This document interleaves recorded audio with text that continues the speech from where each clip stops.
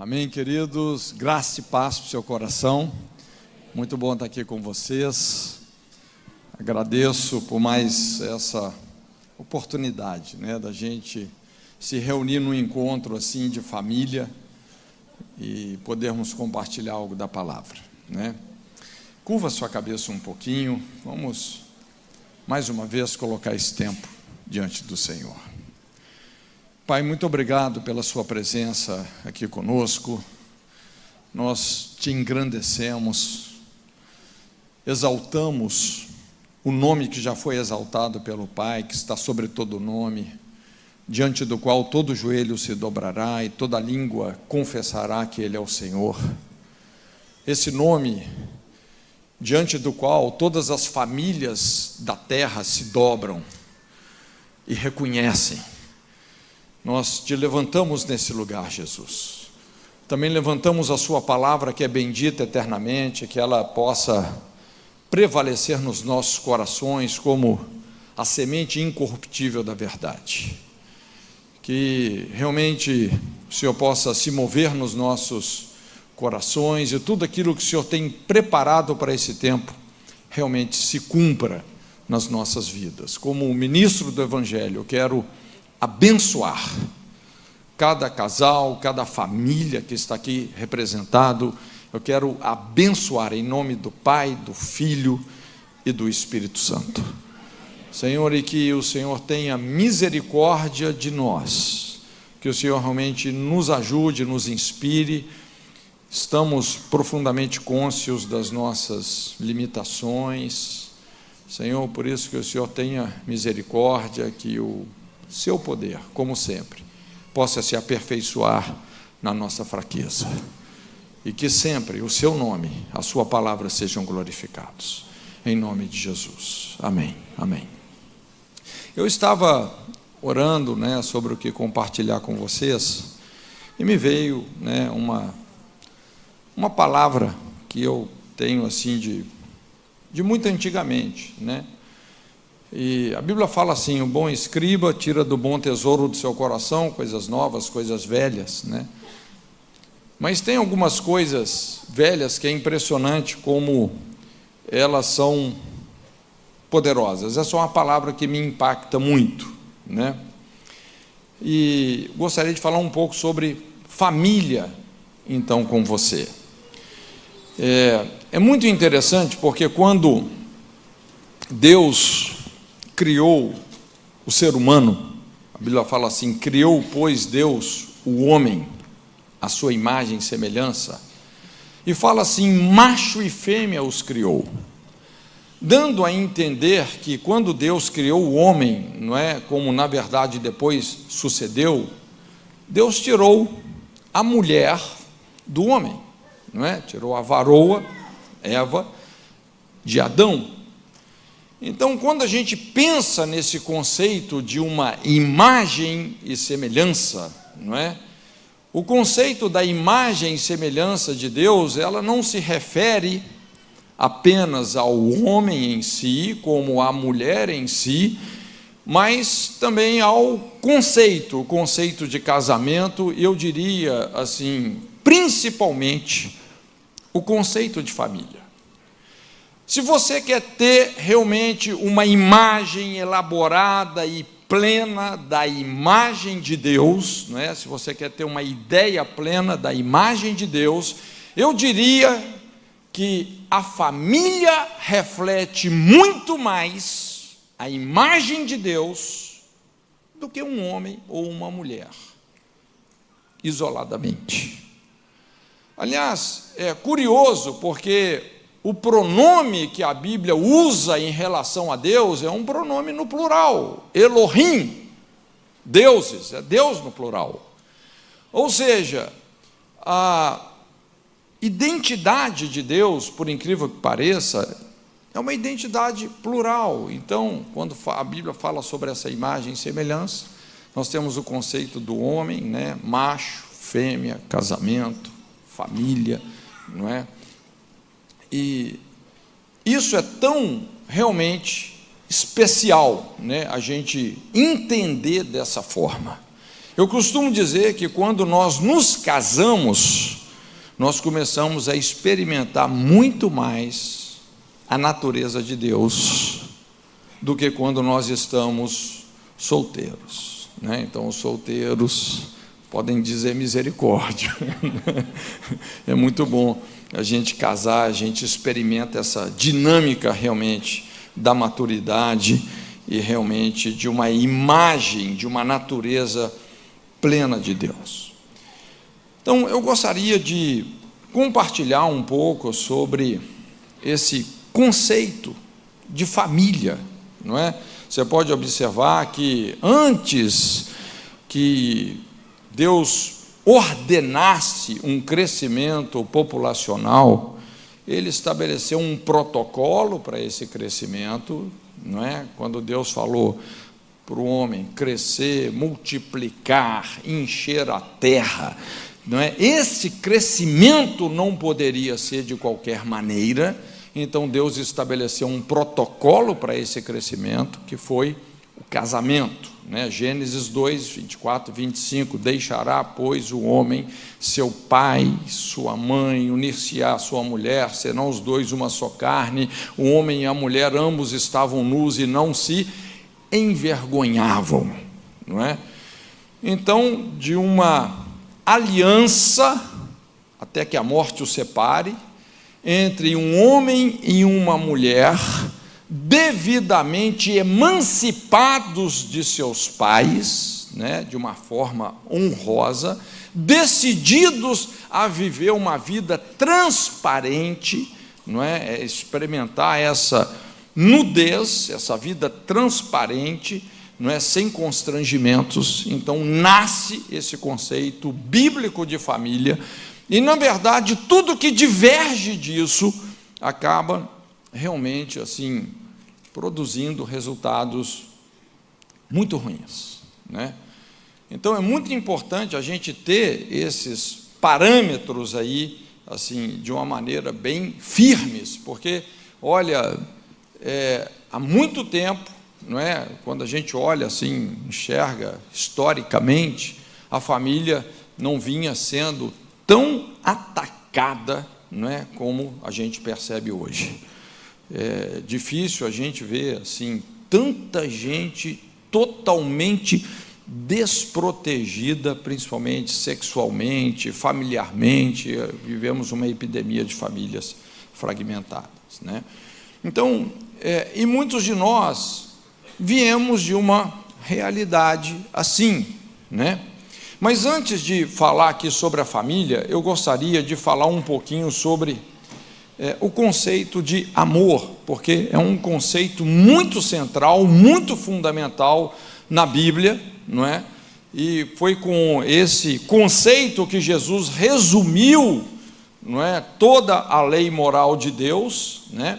Então é importante entender que amor não é apenas afeição, como muitos romantizam, é também limites, e não só limites, mas a justa medida entre afeição e limites. Então é interessante porque limites produzem disciplina, orientação, segurança moral. Por sua vez, a afeição, quando a gente pensa no conceito de afeição, a afeição produz compaixão, solidariedade, um fortalecimento emocional. E o equilíbrio entre limites e afeição vai definir a verdadeira liberdade. Um verdadeiro padrão de liberdade no relacionamento vai produzir respeito, maturidade, convivência. Então, quando a gente pensa no conceito bíblico de amor, porque eu digo assim, porque infelizmente, amor é uma das palavras mais faladas pelas pessoas hoje, quer dizer, muitas vezes usadas de maneira vulgar. Aliás, tem sido campo de ação onde, por incrível que pareça, o egoísmo e o hedonismo mais têm se desenvolvido. Quando as pessoas usam a palavra amor hoje, está se referindo apenas a um relacionamento sexual, carnal e etc., sem intimidade, como foi muito bem colocado aqui, né, pelo pastor Fabrício, né? Sexo sem intimidade. E, na verdade, sexo é para pessoas aliançadas, maduras, responsáveis, porque as consequências realmente são geracionais, envolve o processo da reprodução humana.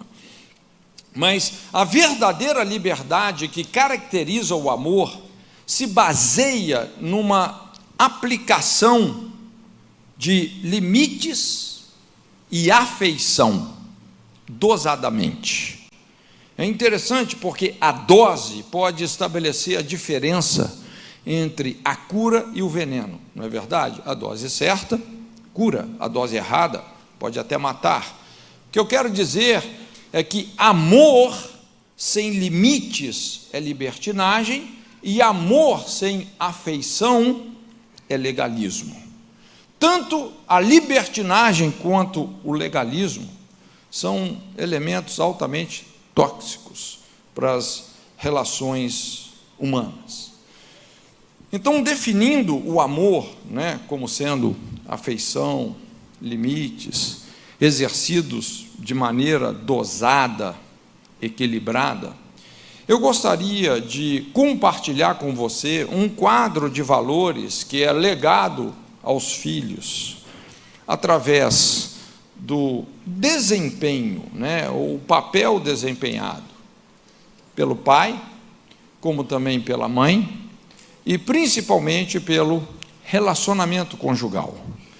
Veja bem, não apenas o pai desempenha um papel específico em relação aos filhos, como também a mãe desempenha um papel específico em relação aos filhos, mas também o casamento. É importante nós entendermos que o casamento é uma pessoa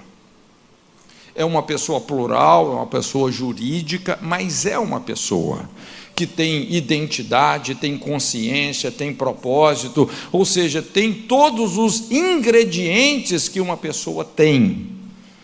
E o casamento também vai desempenhar um papel fundamental sobre a vida dos filhos.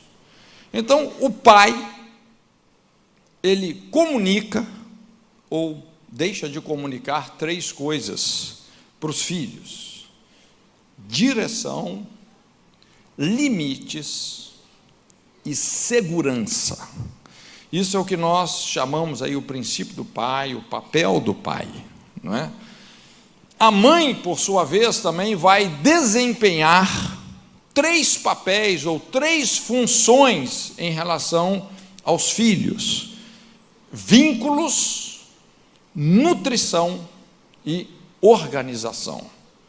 E, por sua vez, o casamento, ele vai proteger ou desproteger os filhos em 3 áreas: a área da sexualidade, da afetividade e do companheirismo, O casamento, esses 3 aspectos fundamentais do casamento, inclusive aí no grego, a gente tem a palavra amor traduzida dessas 3 formas, não é? O eros, que é o amor conjugal, sexual, o ágape, que é o amor altruístico, o amor sacrificial de Deus, e o filéu, que tem a ver com a amizade. Então eu gostaria de trabalhar com você aí com esses 9 valores, não é? Que estabelecem realmente o exercício de uma cobertura familiar, eu diria assim, funcional.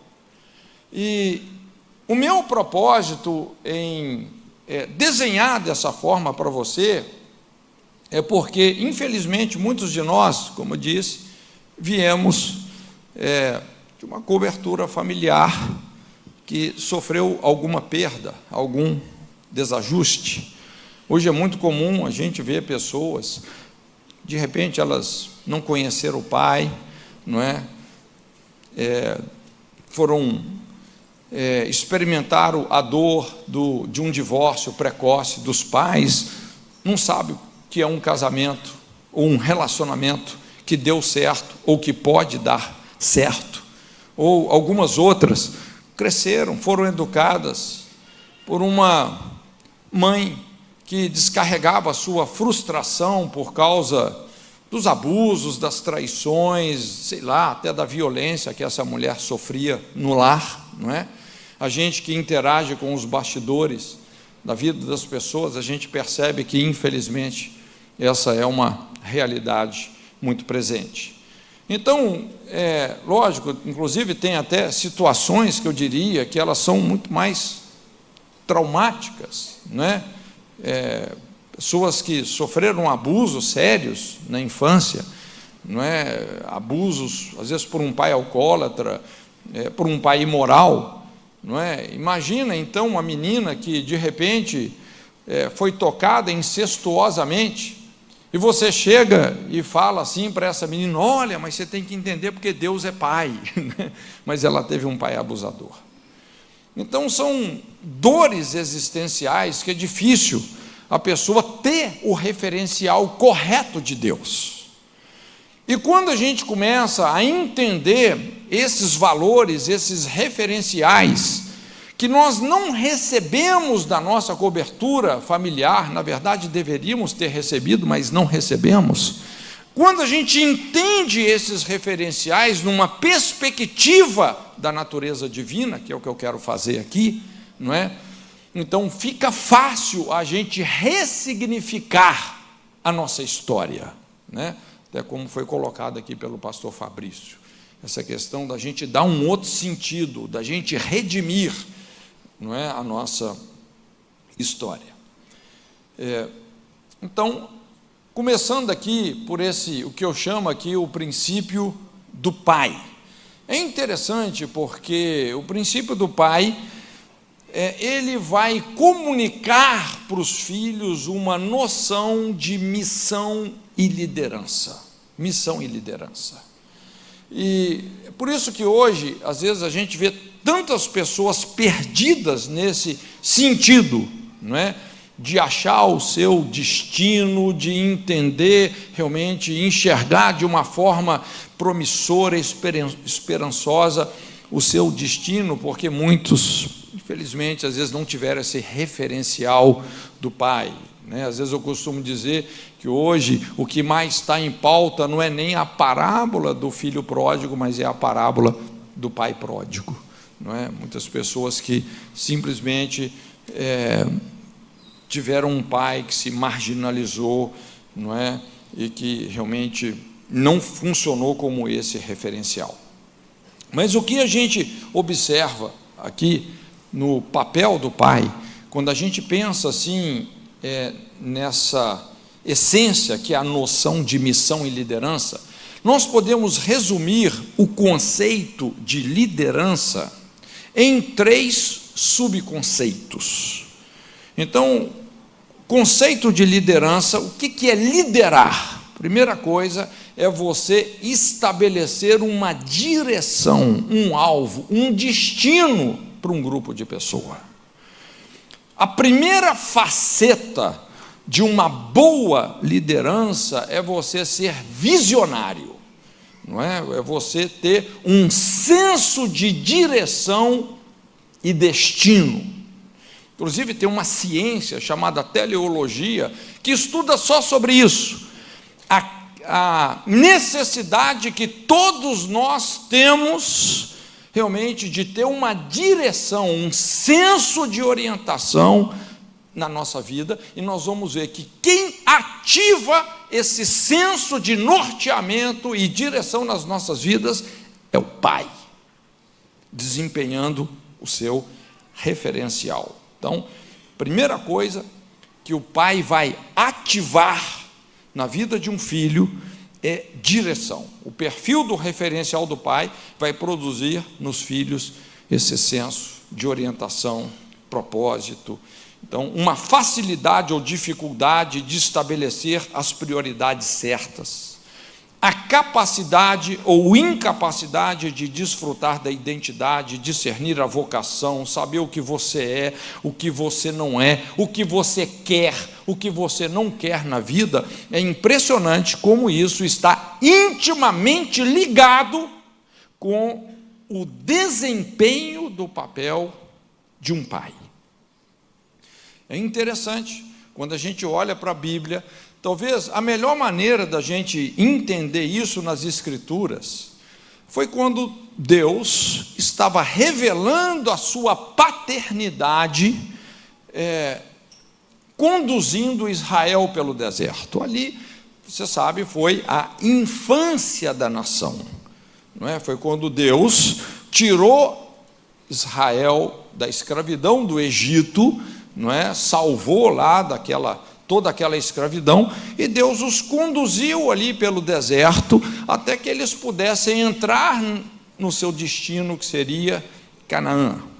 Então a Bíblia fala assim: como um pai carrega o seu filho nos braços, essa é a figura, assim Deus conduziu Israel por um lugar, um deserto, onde não havia caminho. Então, o que a gente observa? Que durante esse tempo ali no deserto, Deus se manifestava na forma de uma coluna de nuvem durante o dia, uma coluna de fogo durante a noite. Quando a nuvem andava, o povo andava; quando a nuvem parava, o povo parava. Então, esse senso de direcionamento, de norteamento, de andar na hora certa, de parar na hora certa, de tomar o rumo certo, isso é paternidade. E é impressionante que quem liga, quem ativa esse senso de destino nas nossas vidas é o pai. Isso é uma função da paternidade, não é?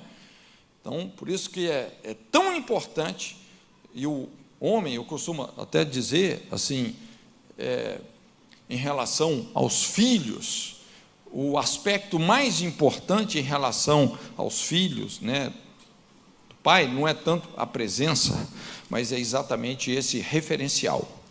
Porque o homem é o caçador, é aquele que sai para buscar o sustento, não é? Então, o que o pai realmente significa no coração do filho.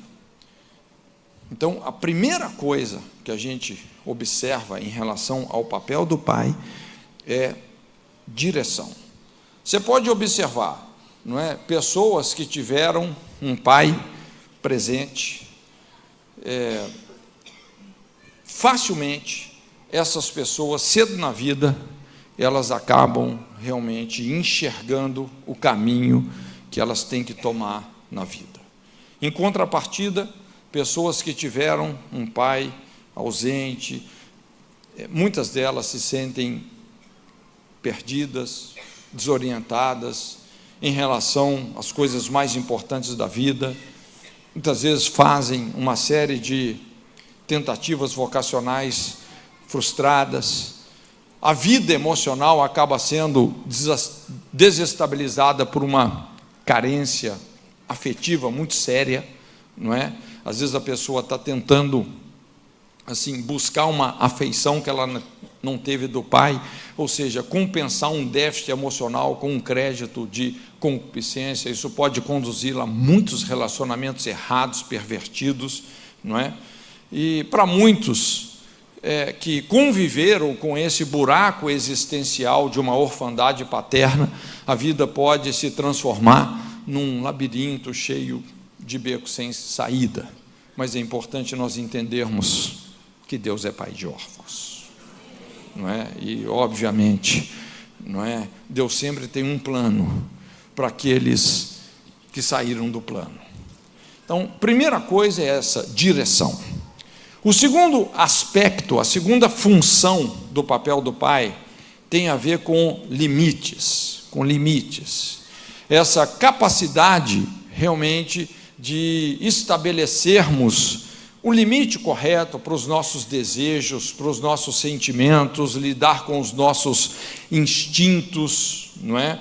A capacidade de ouvir o não, a capacidade de ouvir o espera, não é? É interessante que quem estabelece limites em todos os sentidos para os filhos é o pai. Inclusive, nós podemos também observar isso ali durante o deserto, né? Deus se relacionando com o povo. É interessante como Deus deu para Israel a revelação de todo um sistema de leis, de verdades, de estatutos, de valores, pelos quais eles poderiam experimentar a vida no seu potencial máximo. Inclusive, essas leis que Deus deu para Israel através de Moisés se transformaram realmente nos pilares das constituições ou constituintes nacionais dos países mais prósperos. Você pode observar, os países mais prósperos do mundo, a constituição deles se fundamenta nesse sistema de leis, da lei mosaica, né? Uma cultura judaico-cristã. Então, limites. É interessante como Deus ordenou o seu povo dessa maneira. É lógico que, assim, quando a gente fala sobre esses limites, sobre verdades, sobre leis, sobre entender a ordem estabelecida por Deus, né? Quando você discerne a ordem estabelecida por Deus e você obedece, olha, as coisas vão fluir. É isso que está lá em Deuteronômio 28, se atentamente ouvir a minha voz, obedecer os meus mandamentos, observar as minhas leis, cumprir os meus estatutos, então, não é? Todas essas bênçãos te alcançarão. Você vai ser bem-sucedido na sua família, no seu casamento, nos seus negócios, os seus filhos vão prosperar, não é? A sua criação, a sua plantação, você não vai pedir emprestado, você que vai emprestar, você vai ser colocado por cabeça e não por cauda. O que eu quero dizer é que eu e você estamos destinados a sermos abençoados, mas tem uma condição: nós temos que entender os limites que Deus estabeleceu, a ordem que Ele estabeleceu, a ordem moral que Ele estabeleceu nesse universo, porque Ele é Pai, Ele é o Criador, não é? E a questão não é só entender essa ordem, mas é também ensiná-la. Aliás, assim, mais do que ninguém, Jesus nos deu uma chave muito importante lá na grande comissão, não é? Jesus, ele fala que nós devemos ir por todo mundo, pregar o evangelho, não é? E ele fala assim, ensinando todas as nações a guardar todas as coisas que eu vos tenho mandado. É interessante que a grande comissão, não é? Que é cumprir e levar o evangelho a todos os povos, Jesus explica que não é você ensinar às nações os mandamentos de Deus, não é isso, não é ensinar os mandamentos, é ensinar a guardar os mandamentos. Eu não sei se você consegue entender a diferença entre ensinar mandamento e ensinar a guardar os mandamentos, e essa é uma chave da paternidade. Talvez a maior chave da paternidade é isso, é a lei do exemplo, porque para você guardar, ensinar a guardar os mandamentos é ensinar a obediência, e nós só ensinamos a obediência obedecendo. Jesus disse na oração dele, ele fala assim, eu me santifico a mim mesmo, para que vós, né, dizendo para os discípulos, sejais santificados na verdade. Jesus, ele não tinha um sermão sobre santidade, ele era o sermão, ele funcionava como exemplo. Entende? É muito fácil a gente dar regras, não é? E ordens para os nossos filhos. Agora, se nós não cumprimos isso, eu vou te falar, você não vai estar ensinando o seu filho a obedecer. Esse tipo de hipocrisia realmente vai distorcer tudo no coração dele, e acaba que nós ensinamos os nossos filhos, no fundo, a serem rebeldes. Não é? O que eu quero dizer é que quando realmente nós temos essa coerência, não é? De ensinar com o nosso exemplo, de experimentarmos realmente uma vida coerente com Deus, a gente sabe, né, que ninguém é perfeito, todos nós cometemos erros, né? Mas uma pessoa irrepreensível não é uma pessoa que não comete erros. Uma pessoa irrepreensível é uma pessoa que sabe reconhecer os seus erros, não é? Inclusive retratá-los. Puxa vida, às vezes os nossos filhos, eles aprendem muito mais quando a gente reconhece um erro do que a gente tenta provar que nós estamos certos quando na verdade nós não estamos. Não é verdade? Então, essa é aquela luz que ninguém consegue apagar no coração dos nossos filhos. Quando a Bíblia fala assim, ensina a criança no caminho que ela deve andar, e quando ela crescer, não se desviará dele.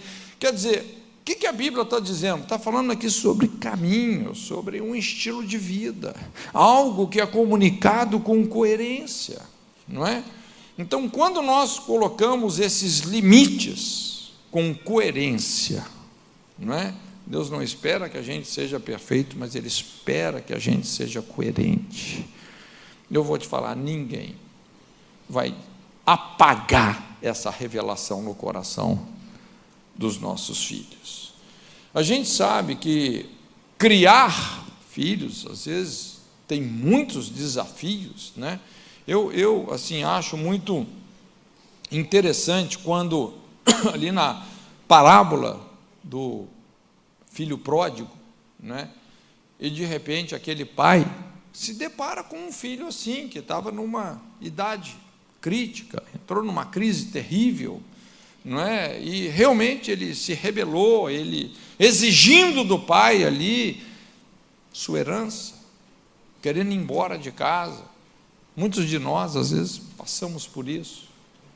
Mas o que me chama a atenção ali, a atitude daquele pai, como que, por incrível que pareça, ele ainda amou e respeitou aquele filho, respeitou a decisão dele, mesmo quando o filho estava tomando uma das decisões mais erradas. E o pai o amou tanto, que deixou ele ir, por incrível que pareça. Lógico, o responsabilizou. E é interessante, aquele pai não ficou torcendo para o filho quebrar a cara, mas a Bíblia fala, como já era previsto, né? Ele foi aprender da maneira mais difícil. Mas no dia que ele caiu em si, quem foi a primeira pessoa que ele se lembrou? Do pai, que o amou, que o respeitou, mesmo quando ele estava tomando a decisão mais errada da sua vida, o limite estabelecido pela lei do amor, através do princípio do pai, salvou o filho pródigo. Então, para você ensinar e colocar limites, você não precisa de ser agressivo, você não precisa de ser violento, você pode agir com um profundo respeito, mas com muita firmeza, porque valores e princípios a gente não negocia, não é? Mas a gente tem que saber respeitar o processo de Deus na vida das pessoas. Limites. E o terceiro papel do pai é segurança. Segurança. O senso de segurança e confiança que constrói a autoestima vem pelo perfil do pai. Então, o posicionamento, o espírito de presença, iniciativa, provisão, isso comunica descanso, segurança para os filhos. É incrível, assim, uma criança, né, que tem um pai responsável, supridor, trabalhador, que assume realmente a responsabilidade pelo lar. Então, quando essa criança chega em casa, não tem preocupação. Normalmente, crianças que têm um pai responsável, elas podem ter infância. Quem são as crianças que têm a infância roubada? São exatamente aquelas pessoas que, puxa vida, imagina uma criança que chega em casa, uma vez ouvindo, a gente ouve tantas histórias assim, né? Que principalmente quando essa questão do alcoolismo, o pai pega o salário todo, em vez de, né, assumir as responsabilidades da família, daqui a pouco fica perdido num boteco aqui, no outro ali. Quando ele chega em casa já não tem mais dinheiro, não é? A família começa a passar necessidade, começam as brigas, começam as discussões, e lógico que isso vai inoculando insegurança na vida desse filho. E muitas crianças vão crescendo assim. Puxa vida, será que o papai vai chegar em casa hoje? Será que ele vai fazer a compra que a gente precisa? Será que ele vai comprar o livro que a professora pediu? Mas às vezes o papai não chega, não é? Eu não me esqueço, uma vez eu estava ministrando o evangelho num outro país, fui visitar uma equipe missionária na Rússia, e ali conversando com uma irmãzinha muito preciosa, né? Era uma equipe de brasileiros, e apesar, né, de serem missionários e tal, mas é impressionante, todo mundo tem as suas guerras, as suas lutas. E eu lembro que essa missionária me procurou, né, falou: olha, pastor, eu queria conversar um pouco. E ela eles estavam passando muitas dificuldades lá, principalmente ela, né? E ela então rasgando o coração, dizendo assim: puxa vida, olha, eu não consigo acreditar que Deus vai suprir as minhas necessidades. E eu achei aquilo estranho, né? Porque uma missionária falando isso. E fui conversando um pouco mais com ela, e ela estava numa crise existencial, era uma crise espiritual assim profunda. Inclusive ela falando que tinha momentos que ela tinha dificuldade até de acreditar que Deus existia. Eu falei: nossa Deus, né? Então fui conversando um pouco mais. E aí eu pedi que ela me contasse um pouquinho como foi a história familiar dela. Então ela falou: olha, pastor, puxa vida, a família assim por um lado era boa, meu pai era um bom homem, mas ele tinha um problema, porque ele era alcoólatra. Então, quando ele não estava bêbado, ele era uma pessoa excelente. Mas o problema é que ele sempre chegava em casa bêbado, e quando ele bebia, ele ficava violento. Então, ela contando algumas situações, né, ela falava assim: eu sabia quando meu pai chegava, pelos barulhos que ele já fazia na hora de abrir o portão da casa. E ela começava a ter tremores ali.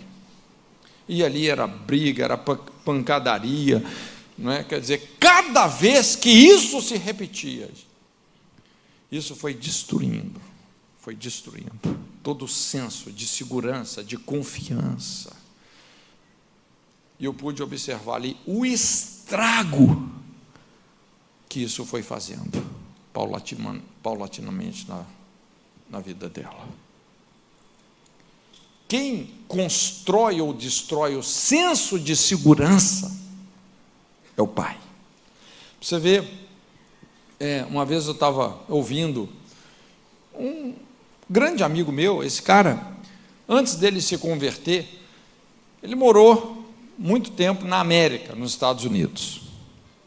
E quando ele morava ali no estado, ele tinha uma vida assim muito perdida, né? O cara, pensa num cara que era assim perdido na vida, muito violento, muito bruto. Teve uma experiência com Deus assim muito sobrenatural quando ele se converteu. Mas ele contando essa história, ele trabalhava de pintor.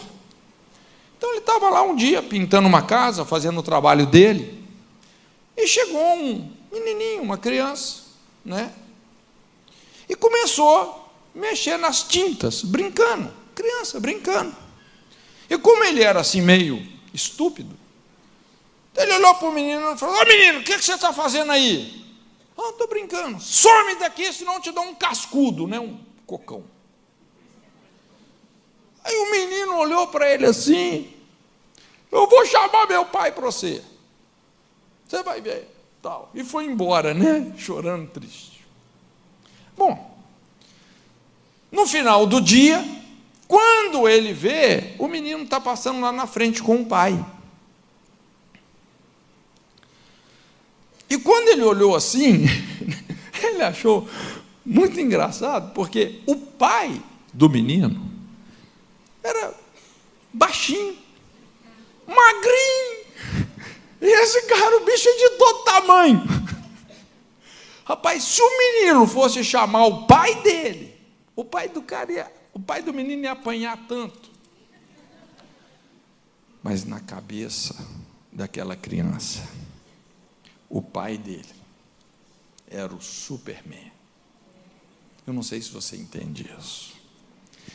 Ele tinha um senso de tanta segurança, tanta segurança. É o que a gente observa também ali, Deus guerreando as guerras de Israel, lutando contra inimigos que seriam supostamente invencíveis. Ele é que nos protege. Então, essas três coisas nós recebemos ou deixamos de receber do nosso Pai: direção, limites, segurança. Lógico, se nós não recebemos isso dos nossos pais, porque de repente não conhecemos, não tivemos, não é? Nós podemos receber de Deus. O princípio ou a função da mãe, vamos entender aqui. A mãe, ela vai comunicar uma noção de submissão e apoio. É interessante, assim, quando a gente pensa na natureza de Deus, nós falamos que a família é imagem e semelhança de um Deus que é triuno. E eu diria que a mãe é a preparação para o nosso relacionamento com o Espírito Santo. A figura da mãe comunica descanso, dependência do Espírito Santo. Através da mãe nós aprendemos a receber, nós somos alimentados. Pessoas que tiveram uma mãe presente têm uma facilidade natural de estabelecer um relacionamento íntimo com o Espírito Santo. As pessoas mais carismáticas que eu conheço foram as pessoas que tiveram um relacionamento excelente com a mãe. Normalmente, quando a pessoa teve uma mãe assim que cumpriu, não é, o seu papel, é impressionante como isso nos ajuda na nossa intimidade com o Espírito Santo, não é? Que também é nutridor, consolador, advogado. Quando ninguém nos compreende, a mãe nos compreende. Quando nós estamos desacreditados, de repente está lá sua mãe apostando tudo em você, não é? O Espírito Santo é da mesma forma, né? Então, um modelo de autoridade materna é responsável em relação aos filhos pelos elementos que fundamentam a capacidade administrativa, tá? Veja bem que o pai, né, ele vai comunicar missão e liderança, a mãe vai comunicar submissão e administração. Nós vamos explicar um pouquinho a diferença dessas coisas, né? Não confunda liderança com administração, são coisas totalmente diferentes. O que é uma boa administração? Não é? Nós podemos, então, sintetizar o conceito de administração em 3 subconceitos, que é vínculos, nutrição e organização. Então, vínculos tem a ver com relacionamentos, não é?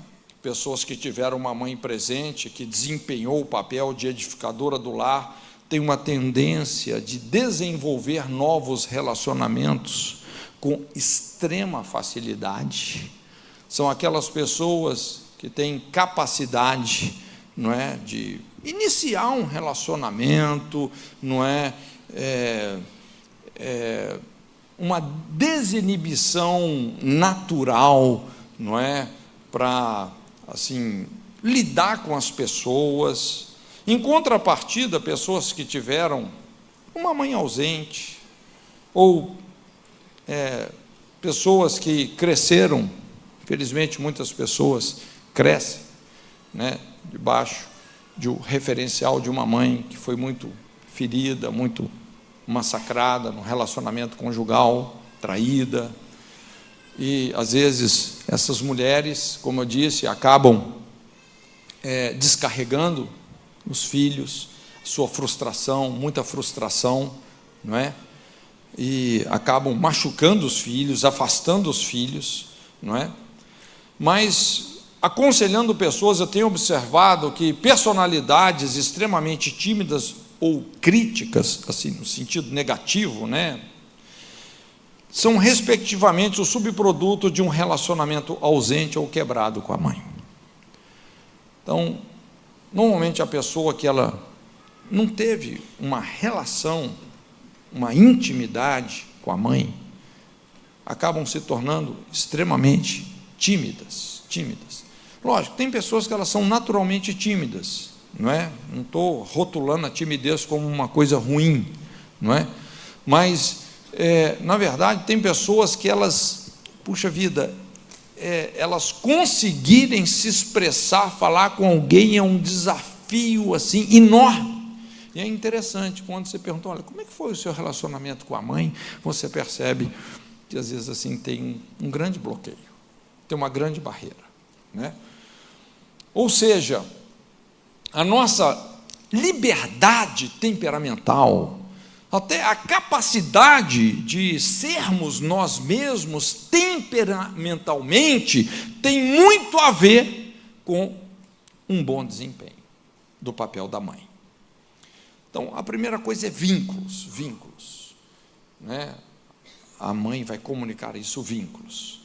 Também a mãe vai comunicar nutrição. Nutrição está na natureza, não só da mulher, mas eu diria principalmente da mãe. Talvez é uma das coisas que mais diferem aqui o homem da mulher, porque a mulher tem um útero, ela tem seios. Você vê que isso está na natureza da mulher, nutrir, sustentar. Então, nutrição pode ser definido como atenciosidade, essa capacidade de exercer cuidado, dar apoio, toda uma noção de solidariedade e amor. Isso tem muito a ver com o perfil da mãe. A mulher, naturalmente, é muito mais intuitiva, sentimental do que o homem. É interessante como, eu diria assim, a mulher é muito mais antenada do que o homem, né? Assim, essa intuição da mulher é uma coisa incrível.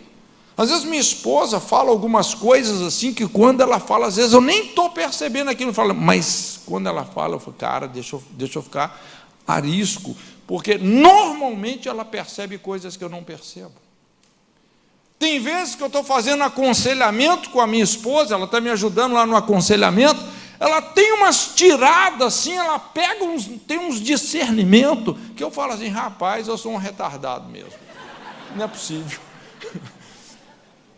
E daqui a pouco, assim, em 5 minutos, ela matou o problema. Eu falei, rapaz, né? Principalmente quando um filho, uma filha, está numa situação difícil, é impressionante como a mãe percebe. A gente que é pai, passa batido, para a gente está tudo bem. Ela chega e fala, olha, tem uma coisa aqui que não está bem. Né? Parece que tem aquela anteninha do Chapolin colorado, tim, tim, tim. É impressionante a intuição da mulher. Eu costumo dizer que a maior mestra do dom pastoral é uma mãe, mulher de Deus, que nutre o seu filho com seu estilo de vida sensível, intuitivo, solidário, caloroso, né? Então, papel da mãe, vínculos, também nutrição. E a terceira coisa, organização. Enquanto o pai governa o lar, a mãe edifica. Ela é organizadora do lar, provendo um ambiente de ordem, ao mesmo tempo aconchegante. E isso exerce um papel muito importante, né? Um efeito na vida interna dos filhos. Porque uma vida interior organizada vai ser exteriorizada. É impressionante como a mãe tem essa capacidade, não é só de organizar a casa, mas o jeito dela organiza a vida interior dos filhos. É aquela velha história, a questão não é só você tirar o cara da favela, você tem que tirar a favela do cara. É impressionante a capacidade que uma mãe, que uma mulher tem de organizar uma casa. Eu não sei se alguém já foi, por exemplo, numa casa que só mora homem. Rapaz, é uma bagunça. Lá na Jocum, a gente vive em comunidade, você vai num dormitório masculino e vai no dormitório feminino. Rapaz, dormitório masculino, mas é uma bagunça. A casa que só mora homem tem meia até dentro do bule de café. Você coloca uma mulher ali, rapaz, em 2 dias está tudo no seu devido lugar. É impressionante. Agora, o princípio da mãe ensina que ela não só deve produzir um ambiente físico aconchegante no lar, mas um ambiente emocional que congrega a família. E às vezes é nesse ponto que às vezes muitas esposas começam a perder terreno, não é? Porque a mulher, a esposa, tem essa capacidade emocional de polarizar a família, de organizar emocionalmente. Mas quando ela permite que a frustração entre, e ela começa a reclamar, se tornar rixosa, tal, ela acaba desorganizando o lar, afastando o marido, não é? E é aqui que realmente muitos lares acabam até sendo quebrados. Eu não sei se você, como mulher, já percebeu isso, mas quanto mais você cobra, quanto mais você reclama ali do seu marido, menos ele faz. Você já percebeu isso? Que quanto mais você reclama, menos ele faz. E deixa eu te falar por que isso acontece. Porque, veja bem, qual que é o grande ponto fraco do homem? Será que eu falo? Então, olha só, você precisa de saber isso. Qual que é o grande ponto fraco do homem? Não se sentir respeitado. Você já viu que até os playboy, os adolescentes, né, por que eles têm aquele culto ao escândalo, aquela disputa para ver quem é o mais doido, quem apronta mais? Porque eles estão tentando manipular respeito de quem? Das meninas. O cara quer ser o quê? Respeitado, falado. Olha o fulano, você viu, não sei o quê, o que ele fez, né? Qual que é o grande ponto fraco do homem? É não se sentir respeitado. E quando você começa a reclamar, né? E o disco arranhou e começa a agarrar nisso, né? Quanto mais você reclama, mais desrespeitado ele sente. E aí, em vez de combater o bom combate, você está combatendo o mau combate, né? Ele começa a evitar o lar e tal. E aí que muitos casamentos, eu vou te falar, né? Negócio realmente descamba, né? Mas a mulher tem uma capacidade de organizar. Então, isso tem a ver com administração. O que é administração? É você estabelecer relacionamentos, mas não só construir relacionamentos, é nutrir esses relacionamentos, organizando tudo, colocando as devidas pessoas, as devidas coisas nos devidos lugares. Então, isso é papel da mulher. Inclusive, as empresas começaram a descobrir as mulheres, né? Porque quando você pensa administrativamente, em termos de liderança, nós vamos, né, o homem tem uma natureza para liderar, mas a mulher tem uma natureza para administrar, né? Então, vamos aqui para o terceiro e último papel, que é o papel do casal, né? A função do casal. a gente observa essa dinâmica dentro de vários pares de conceitos. Por exemplo, a Bíblia fala assim: vós mulheres, submetei a vossos maridos como ao Senhor, maridos, amai vossas mulheres, como também Cristo amou a igreja. Não existe, gente, amor sem submissão, não existe submissão sem amor, não é? Às vezes o maior desafio, vamos dizer assim, do marido é expressar o seu amor para a mulher. Às vezes a mulher também tem um desafio de se submeter, mas nós vamos entender o que é essa submissão, porque essa tem sido uma palavra também, um conceito muito gasto, né? Um outro par de palavras é liderança e administração, como nós falamos. Basicamente, a mulher tem uma natureza administrativa, o homem tem uma natureza de liderança. Por exemplo, o homem planta um espermatozoidezinho no útero da mulher. Depois de 9 meses, a mulher devolve para ele um bebê prontinho. Lógico, com a ajuda de Deus. Mas ela tem a capacidade de pegar uma coisa minúscula, gestar aquilo e transformar numa vida, no maior projeto que existe. Então, em qualquer curso de liderança, você vai aprender essa diferença entre liderar e administrar.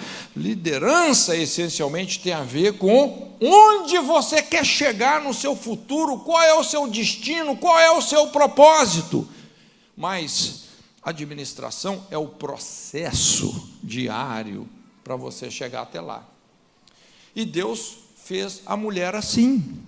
Tanto é que quando Deus tirou a mulher do homem, chamou ela de uma adjuntora idônea.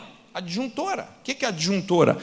Uma administradora idônea. O que quer dizer a palavra idônea? Que está à mesma altura, que olha nos olhos, que é apta para ajudar.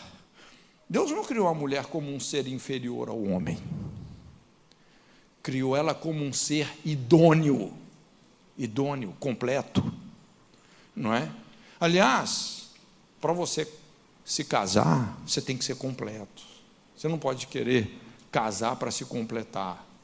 Não vai dar certo. Você tem que ser completo para se casar, para fazer o outro realmente feliz. Então, funciona assim, liderança e administração. Liderar, chegar no destino, no propósito. Administrar é o processo. Administração e liderança é algo sinérgico, não é? Se você tem liderança, mas não tem administração, provavelmente você vai se tornar só num sonhador. Sabe, um dia eu vou fazer, um dia eu vou acontecer, mas você não tem um plano que te ajuda dia a dia a chegar onde você precisa de chegar. Liderança sem administração, gente, é uma frustração. E também, administração sem liderança é complicado. Talvez você já ouviu aquela ilustração da escada do sucesso. O cara coloca a escada numa parede, então ele quer chegar lá em cima, e ele vai subindo degrau a degrau, degrau a degrau, fazendo tudo certinho, dando cada passo certinho e tal. Quando ele chega lá em cima, ele fala assim: puxa vida, coloquei a escada na parede errada. Não é aqui que eu queria chegar. Quer dizer, administração, mas sem a liderança. Então, essas duas coisas precisam de ser sinergizadas, como também missão e submissão. Não existe missão sem submissão, não existe submissão sem missão. O que é a submissão? É você desempenhar a missão de cooperar com a missão de uma outra pessoa.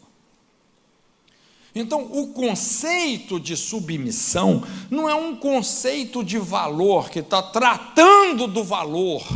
Não é que uma pessoa é superior e outra é inferior. Tem a ver com cooperação, com sinergizar competências.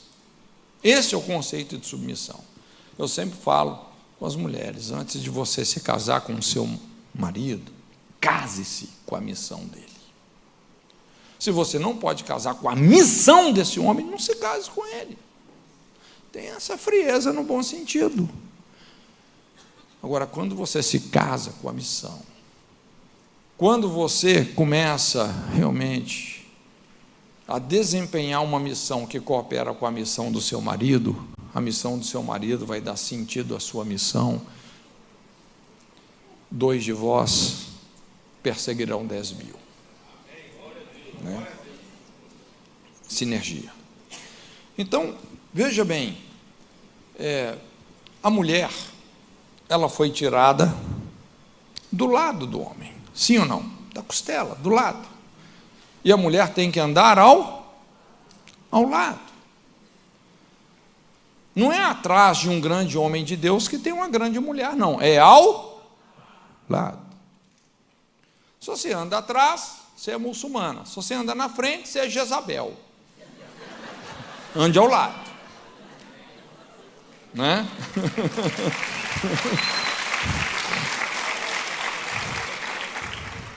Então, aqui, esses 3 pontos do relacionamento conjugal. Porque é o casamento, gente, que vai proteger os filhos nessas 3 áreas. Sexualidade, afetividade e companheirismo. Você já percebeu como que nessa geração, infelizmente, essas coisas estão tão corrompidas, tão confusas? Honestamente, assim, eu fico assim meio assustado. E olha, eu estou acostumado a lidar assim com bastidores mesmo da vida das pessoas. Mas como essa geração é uma geração desprotegida, gente, fragilizada. Eu tenho ficado assim, olha, o coração da gente dói. Não é? Uma desproteção nessas 3 áreas: sexualidade, afetividade e companheirismo. Então, primeira coisa é a sexualidade, né? O que mais protege a vida dos filhos, gente? É o casamento dos pais, não é? Esse dilema bíblico entre o legítimo e o bastardo tem a ver com isso, né? A palavra bastardo é uma palavra forte. O que significa a palavra bastardo? É a palavra ilegítimo, quer dizer, porque o que legitimiza espiritualmente uma pessoa é o casamento dos pais. O que é o filho ilegítimo? Puxa vida, ele foi concebido fora do casamento. Então a Bíblia está explicando que tem uma desproteção, tem uma desvantagem espiritual sobre a vida dessa criança, não é?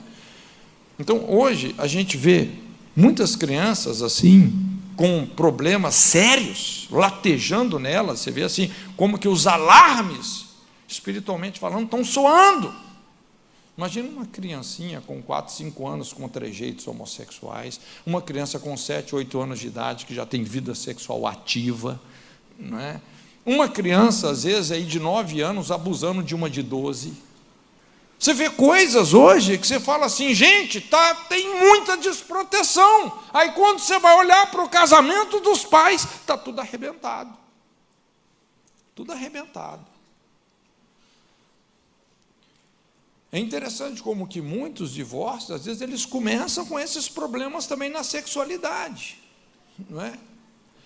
Então, olha, quando você tem realmente uma vida sexual resolvida, tratada, na luz, não é? Alicerçada na fidelidade, irmãos, eu vou te falar, demônio não vai ficar chegando perto dos seus filhos à toa, não. Você pode ter certeza disso. Você pode ter certeza disso. Tem uma proteção. Lógico, os nossos filhos são indivíduos, são livres para fazer escolhas. Infelizmente, hoje, aí no nosso mundo, tem um aliciamento cultural terrível. Você sabe que, inclusive, isso é estatístico. Pessoas que não tinham nenhum problema, por exemplo, com a questão de homossexualidade, acaba se envolvendo por conta desse aliciamento cultural. Isso é estatístico, não é? Da maneira como a coisa é colocada, pessoa, toda hora chega um coleguinha, chega um professor, chega a mídia, chega e fala assim, não, você pode escolher, você quer ser garoto, você quer ser garota, a escolha é sua. Gente, isso é um crime. Isso é um crime, nós temos que criminalizar essas coisas. E honestamente, como evangélicos, porque às vezes assim, esse tipo de colocação, né, o pessoal tenta empurrar e constranger a gente a não falar nada. Não, olha, não fala contra isso, porque, né, que as pessoas vão pensar que você é um homofóbico? Se quiser pensar que eu sou homofóbico, deixa pensar. Rapaz, mas não dá para negociar esse tipo de valores, não, porque isso é o que destrói uma civilização. Honestamente, assim, nós precisamos de tirar a nossa mordaça como igreja. Você vê, outro dia eu estava estudando um pouco sobre essa questão de operação transexual.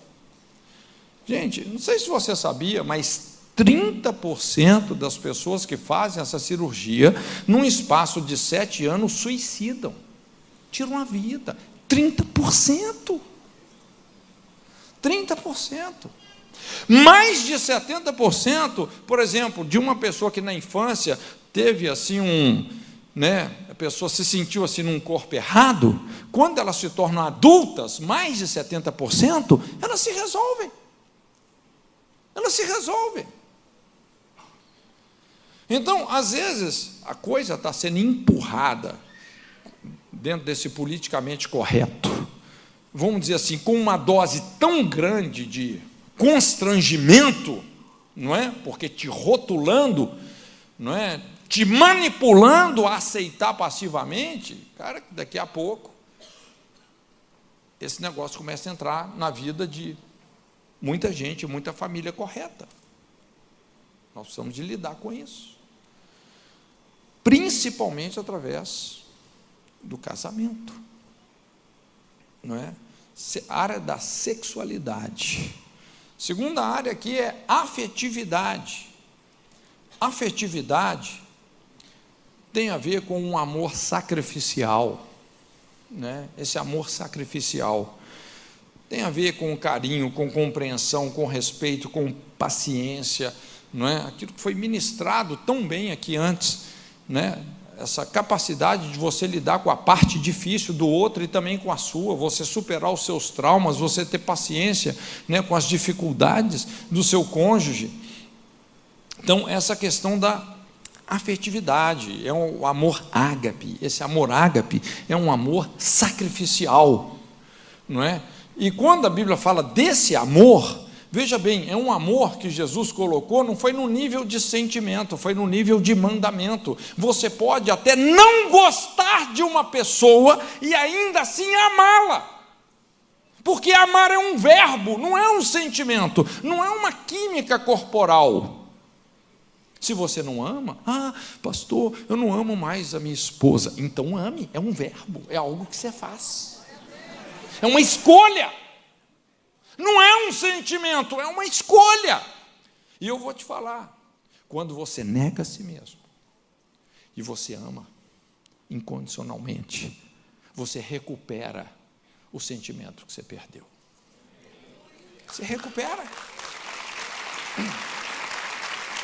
Uma enquete sobre felicidade, sabe quem são as pessoas mais felizes?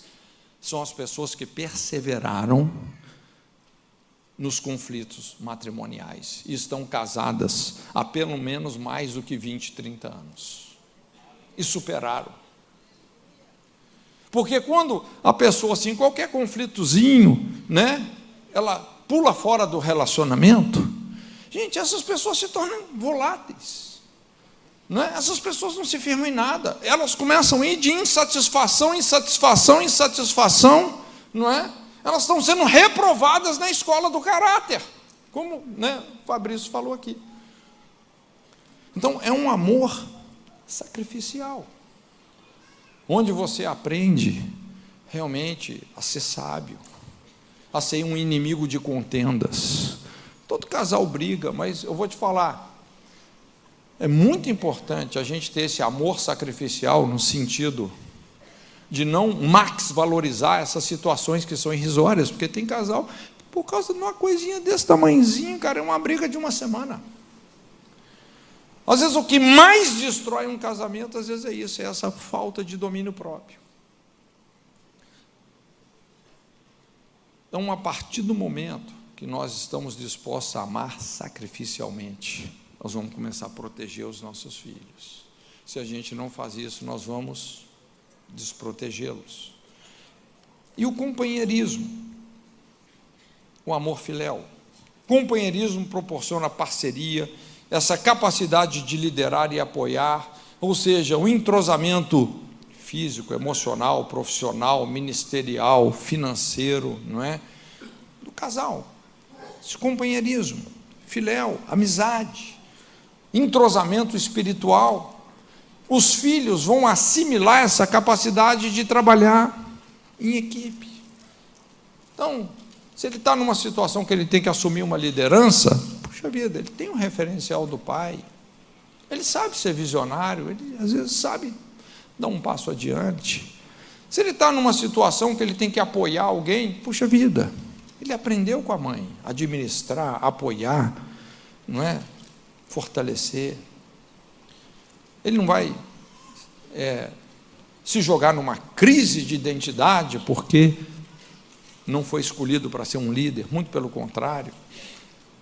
Então essas coisas vão sendo trabalhadas de uma maneira muito construtiva. Então são nove valores quando a gente pensa nesse design de Deus. Papel do pai, o que a gente observa? Direção, limites, segurança. A coluna de fogo, os mandamentos de Deus, o Senhor pelejando as guerras de Israel. Quando você olha o papel da mãe, vínculos, nutrição e organização. Gente, é toda essa substância que nós aprendemos na nossa intimidade com o Espírito Santo. E quando a gente pensa no relacionamento conjugal, a aliança, o poder da aliança, o poder da lealdade, da fidelidade, do compromisso, do altruísmo. Então nós vamos trazer uma proteção sobre a vida dos nossos filhos, na área da sexualidade, afetividade e companheirismo. Os nossos filhos vão ser como plantas bem desenvolvidas. Eles vão cumprir o propósito de Deus. Eu gostaria que você pudesse curvar agora a sua cabeça, no nome de Jesus.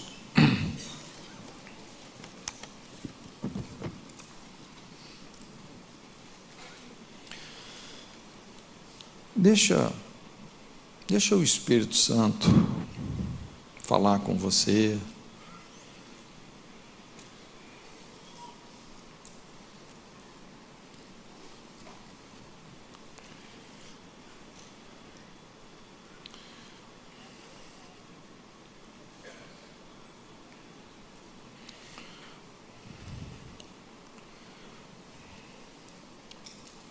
Obrigado, Jesus.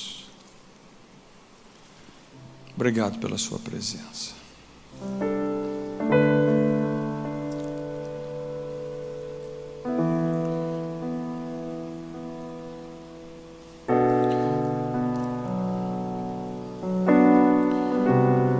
Eu gostaria de pedir que tem alguns pastores da igreja aqui, pastores de casais, que pudessem vir aqui na frente um pouquinho.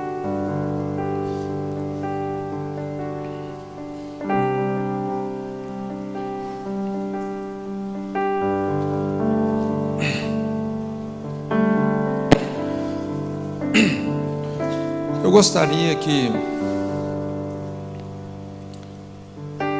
você pudesse olhar um pouquinho aqui para mim, tá? Todos vocês.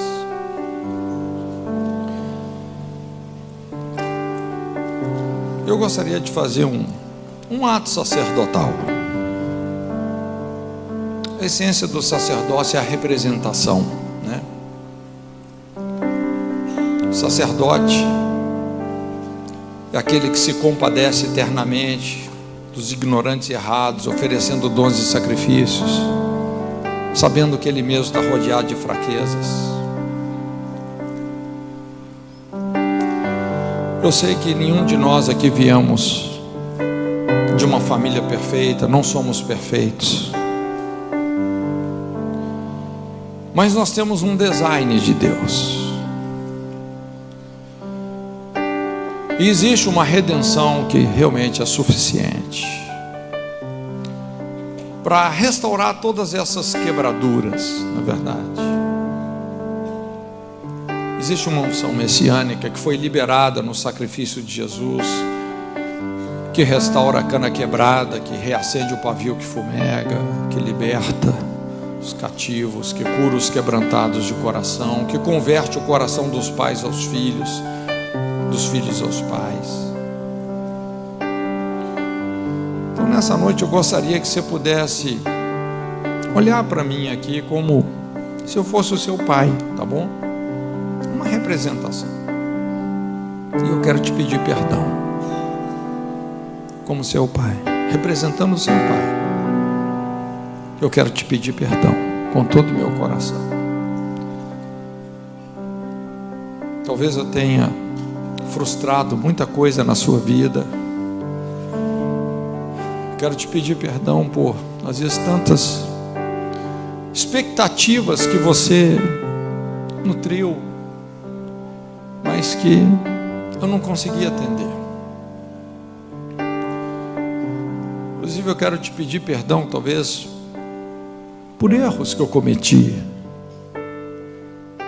De repente, por ter tido relação sexual com a sua mãe antes do casamento, por ter te rejeitado. Quando sua mãe ficou grávida, eu não te quis, o meu egoísmo. Quero te pedir perdão por isso.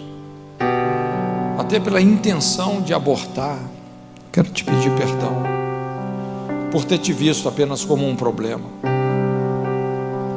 Eu quero te pedir perdão por ter sido um pai ausente, por ter te ignorado, às vezes por ter sido duro demais ou injusto com você, às vezes por causa do meu egoísmo, querendo tudo sempre do meu jeito,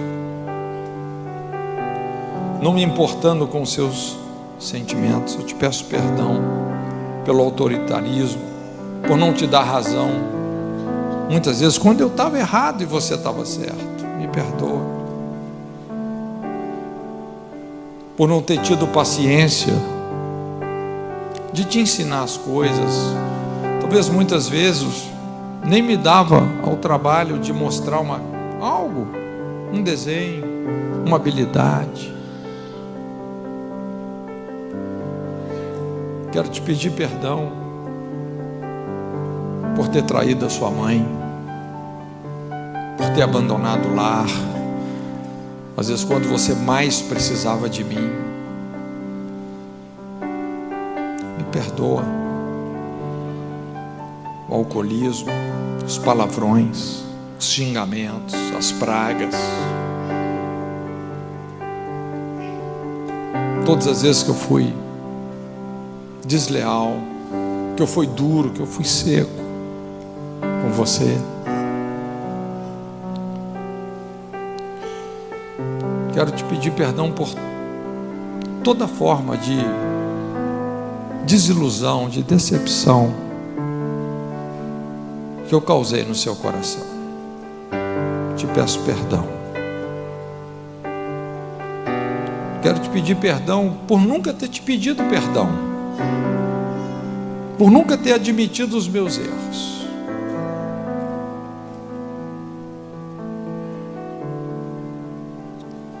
Me perdoa.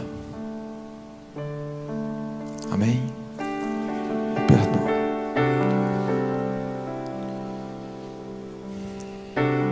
Se você acha que é importante você expressar esse perdão, quero pedir essa turma que viesse aqui. Pode vir as esposas também, porque pode ser que sua batalha talvez seja mais com a sua mãe do que com o seu pai.